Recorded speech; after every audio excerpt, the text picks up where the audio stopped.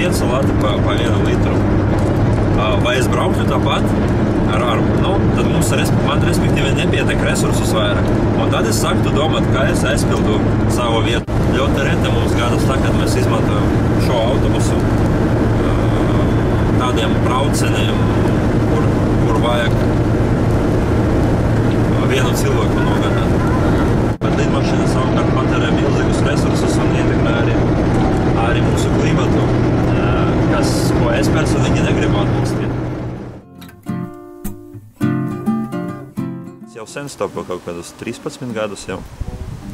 Vides mājā taisam arī apmācības stopetājiem un piedāvājam mūsu jauniešiem, apmeklējot visus Eiropas Savienības projektus, braukt uz tiem ar stopiem.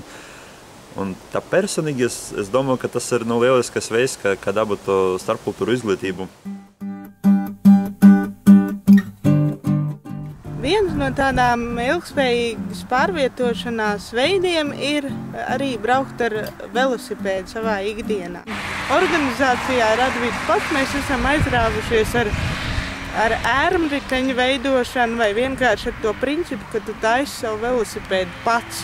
Ja mēs mazāk brauksim, mazāk pirksim benzīnu un mazāk brauksim ar automašīnu, tad tas pilnīgi noteikti mums ietaupīs resursus un mēs varēsim atļauties varbūt kādas citas patīkamākas lietas vēl.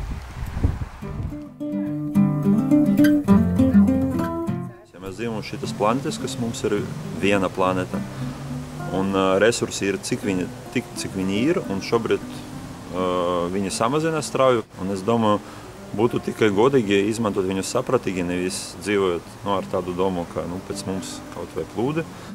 Lai mainītu pasaulē, nepietiek ar kaut kādam skaļam, gudram runam vai kaut kādu rīcību. Un vienīgā rīcība, ko mēs reāli varam te tagad darīt, ir mūsu pašu rīcība. Arī visa mūsu darbība būs tā balstas, ka mēs paši, pieņemot katru dienu kaut kādu lēmumu, cenšamies to izdarīt ilgspējīgi.